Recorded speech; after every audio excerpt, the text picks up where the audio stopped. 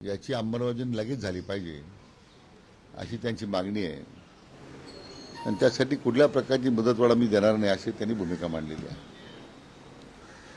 तर या बाबतीत आता विस्ताराने चर्चा झाली. काही कायदेशीर त्रुटी त्याच्यामध्ये आहेत, बाबी तपासून घेतोय मी.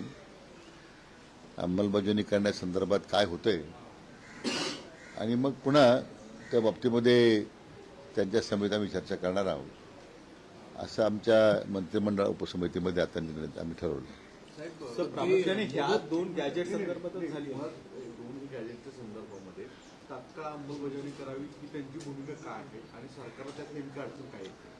नाही, अडचणी तशा कारण तो मुद्दा असा आहे की जे काही सॅम्पल्स आपल्याला मिळालेले आहेत,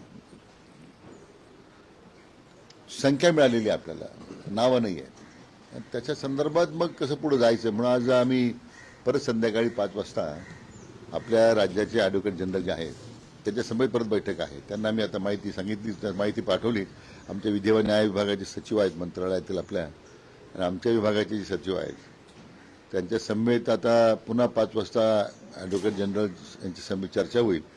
मग याच्यामधला जो कायदेशीर गुंता तयार झालेला आहे त्यावर काय मार्ग निघू शकतो त्यामध्ये चर्चा झाल्याच्या नंतर मग काय समोर आपल्याला पर्याय उपलब्ध आहेत, मग पुढे आपल्याला जाणं त्या ठिकाणी पुढे निर्णय घेणं सोपं जाईल. काल समितीच्या सदस्यांनी जरांगे पाटलांची भेट घेतली होती. आज परत काही तशा पद्धतीची भेट होऊ शकते? नाही, आज भेट घेण्याचा प्रश्न नाही, कारण त्यांनी मुद्दे आता उपस्थित केले आहेत. पुन्हा ते हे सांगणार की मी जी माहिती मागणी केलेली आहे त्याच्या संदर्भात तुम्ही काय निर्णय केलेला आहे. म्हणून मला वाटतं की आता समिती सदस्यांची समित चर्चा झाली. 5 वाजता ॲडव्होकेट जनरलच्या समित चर्चा होईल.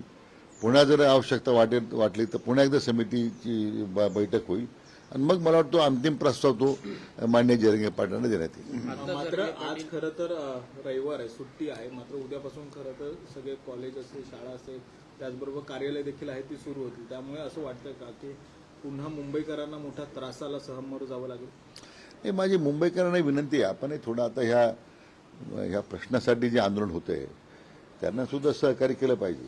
कारण मुंबईकरांना त्रास होतो ही गोष्ट सर्वश्रुत आहे. कोणत्या आंदोलनाची कोणत्या शहरामध्ये थोडाफार जनतेला त्रास होतोच आहे, पण तो काही जाणीवपूर्वक नाही आहे. एक विशिष्ट मागण्यासाठी आंदोलन होत आहे. केवळ मराठा समाज नाही तर कोणत्याही समाजाकरता होईल.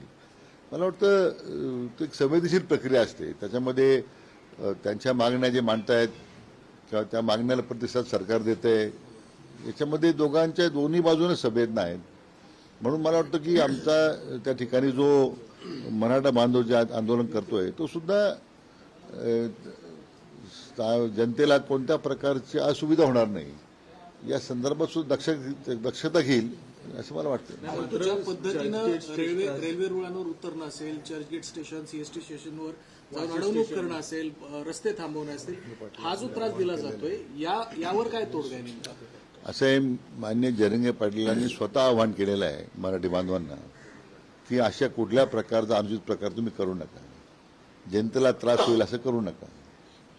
मला वाटतं त्या आव्हानाला प्रतिसाद देऊन लोकांनी अतिशय शिस्तबद्धपणे आपलं आंदोलन सुरू ठेवलेलं आहे.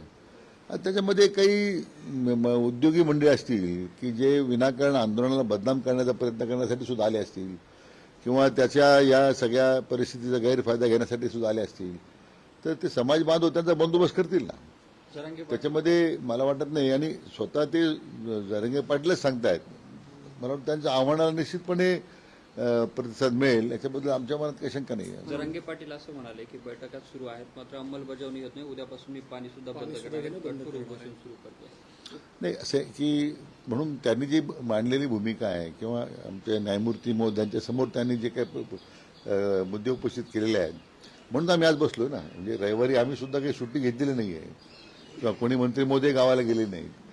यासाठी आम्ही सगळे एकत्र बसलोय. पुन्हा आज ॲडव्होकेट जनरल साहेबांनी विनंती केली रविवार असताना आपण वेळ द्या, मग त्यांनी आता 5 वाजता वेळ दिलेली आहे.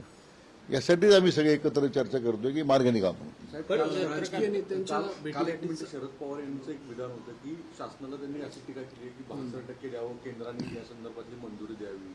परत हे विधान करून अजून काही मतप्रवाह बदलायचा प्रयत्न केला जातो का? घटनेत बदल करून हे केलं जाऊ शकतं असं आहे. सूचित केलंय. मला शरद पवारांचं नेहमी आश्चर्य वाटतं की ते राज्याचे 4 वेळा मुख्यमंत्री होते. मग 94 साली मंडल आयोगाची अंमलबजावणी करताना त्यांचं हे काय लक्षात आलं नाही की आपण त्यावेळी मराठा समाजाचा अंतर्भाव करा म्हणून. 10 वर्ष केंद्रामध्ये मंत्री होते, त्यावेळी केंद्रामध्ये युपीचं सरकार होतं, राज्यामध्ये युपीचं सरकार होतं.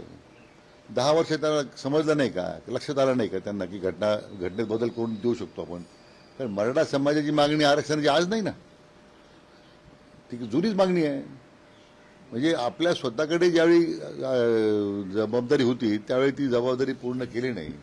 आज या प्रश्नावर आपली राजकीय पोळी भाजण्याचा ते प्रयत्न करत आहेत. हे दुर्दैव आहे. एवढ्या मोठ्या ज्येष्ठ नेत्यानं त्यांच्याकडून अपेक्षा नाही आहे. तर असं दोन वाटतंय का की दिवसांपूर्वी ते सरसकट असं ओबीसी मधून खरं ह्यांना आरक्षण देणं शक्य होऊ शकतं? हे बोलावं ना शरद पवार साहेबांनी किंवा त्यांच्या महाविकास लोकांनी सांगावं ना की मराठा आपल्या ओबीसीमध्ये मराठा समाज आरक्षण देता येईल. जाहीर करा त्यांनी भूमिका. त्याच्यावर काही बोलत नाही. मग घटना दुरुस्ती केली पाहिजे. ही काही हे असं आहे, हे ज्ञानदानाचं काम द्यायचं काही त्यांच्याकरता त्यांनी देऊ नये. आम्हाला जी मागणी समाजाची आहे की मराठा समाजाला ओबीसीत आरक्षण द्यावं, देता शरद पवारांनी सांगा, पवार साहेबांनी घेऊ, आम्ही दिलं पाहिजे. म्हणजे त्याला घटना दुरुस्तीपर्यंत जायची गरज नाही ना. नाही, त्यांनी 2 दिवसांपूर्वी जेव्हा प्रश्न विचारला गेला त्यावेळेला भूमिका याबद्दल काही स्पष्ट केली नाही. मात्र आज असं देखील सांगितलं जातं की स्वतः शरद पवार आझाद मैदानावर जाऊन जरांगे यांची भेट घेणार आहे. असे कोणी कोणाला भेटू शकतो ना. त्यांनी भेट घेणं काही वावगं नाही आहे. भेट घेतली, जरंगे पाटलाने भेट घेतल्यानंतर जरंगे पाटलाने त्यांना हाच प्रश्न विचारला पाहिजे. ठीक आहे, मला भेटायला आलं बरोबर आहे, पण तुम्ही मराठा समाजाला ओबीसीत आरक्षण देऊ शकता, एक जाहीर करा हो का नाही म्हणून. एवढीच अपेक्षा आहे. बाकी काय आम्हाला त्या भेटीमध्ये कुणी भेटावं ना भेटावं हा प्रश्न कुठे येतो. सोयीचं राजकारण होतं म्हणायचं का? मंडल यात्रा ही कुठेतरी आपल्याला चालू असल्याचं पाहायला मिळालेलं होतं. ती स्थगित करण्यात आली. त्यानंतर जे त्याचे प्रमुख होते राजापूरकर ते थेट जाऊन त्या व्यासपीठावर जातात आणि सांगतात आमचा पाठिंबा आहे. नेमकं याकडे कशा प्रकारे बघायचं? एकीकडे कुठेतरी 2 समाजामध्ये वाद निर्माण करण्याचा हा प्रयत्न. नाही, मी त्यावर भाष्य करणार नाही. मला खरं या प्रश्नात राजकारण मला करायचं नाही. ज्यांना राजकारण करायचं त्यांना करू द्या. आम्हाला हा प्रश्न सुटला पाहिजे म्हणून शासनाची भूमिका आहे आणि त्या दृष्टीने आमची पावलं पडत आहेत. एकदा आमची आज बैठक झाली की त्यानंतर मला वाटतं शासनाची भूमिका आपल्याला मांडता येईल. सोयीचं राजकारण होतं या सगळ्या संदर्भात. कारण कुणी जे आझाद मैदानावर जात आहे ते ओबीसीतून आरक्षण मिळावं का याबद्दल कुणीही स्पष्टपणे भाष्य. मला ते सांगणं आहे ना. जरंगे पाटलांना माझी हीच विनंती आपल्या माध्यमातून की जे येतात हे राजकीय पोळी भाजण्यासाठी त्यांना हा प्रश्न विचारा पहिल्यांदा. मग तुम्ही त्यांचा हेतू काय आहे. आमचा पाठिंबा आहे, दिलं पाहिजे, काय दिलं पाहिजे. पण एकदा एका बाजूला यात्रा काढायच्या आणि दुसऱ्या बाजूला पाठिंबा द्यायचा. मला वाटतं हे जे राजकारण चाललेलं आहे त्यातून मराठा समाजाच्या जखमेवर मीठ चोळण्याचा प्रकारे करतायत. त्यांना प्रश्न तेवढ ठेवायचा आहे, सोडवायचा नाही.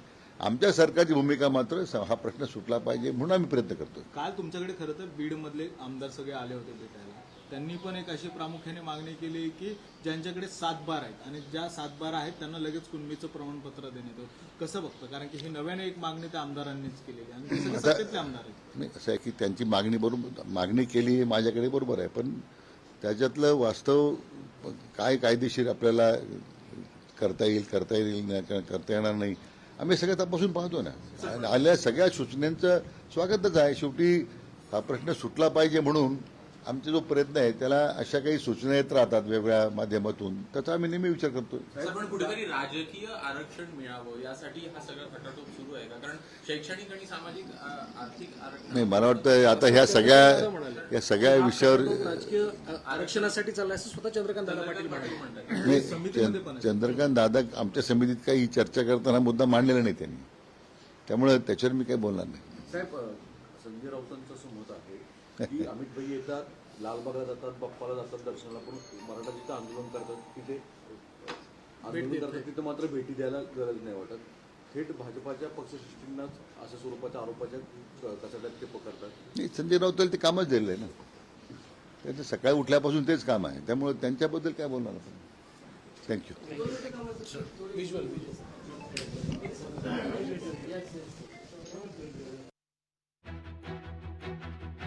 आणि जरांगे आणि आंदोलकांना सहकार्य करावं. आज सायंकाळी महादी वक्त्यांसोबत बैठक घेणार असल्याचं विखे पाटील यांनी म्हटलेलं आहे. उपसमितीची बैठक संपन्न झाली. आंदोलक समाजासाठीच आंदोलन करत आहेत असं विखे पाटील यांनी म्हटलेलं आहे. मराठा आरक्षण उपसमितीची बैठक ही संपन्न झालेली आहे. मुंबईकरांनी जरांगे आणि आंदोलकांना सहकार्य करावं असं आवाहन या ठिकाणी विखे पाटील यांच्याकडून करण्यात आलंय. सातारा हैदराबाद गॅजेट संदर्भात चर्चा झाली. गॅजेट तातडीनं लागू करण्यासाठी तपासणी सुरू आहे. पवार राजकीय पोळी भासतायत हे दुर्दैव असा टोला अशी टीका या ठिकाणी विखे पाटील यांनी लगावला आहे. ओबीसीतून आरक्षण देऊ शकतात का, जरांगेंनी विचारावं. जनतेला त्रास नको असं जरांगेंनीही आवाहन केलेलं आहे. पवार जरांगेंची भेट घेतील तेव्हा हा सवाल त्यांनी करावा असं विखे पाटील यांनी म्हटलेलं आहे. पवार राजकीय पोळी भासतात हे दुर्दैव, विखे पाटील यांच्याकडून हा टोला लगावण्यात आलाय. तर ओबीसीतून आरक्षण देऊ शकता का, जरांगेंनी विचारावं. शरद पवार जेव्हा आपली भेट घेण्यासाठी येतील तेव्हा हा सवाल त्यांना करावा असं विखे पाटील यांनी म्हटलं आहे.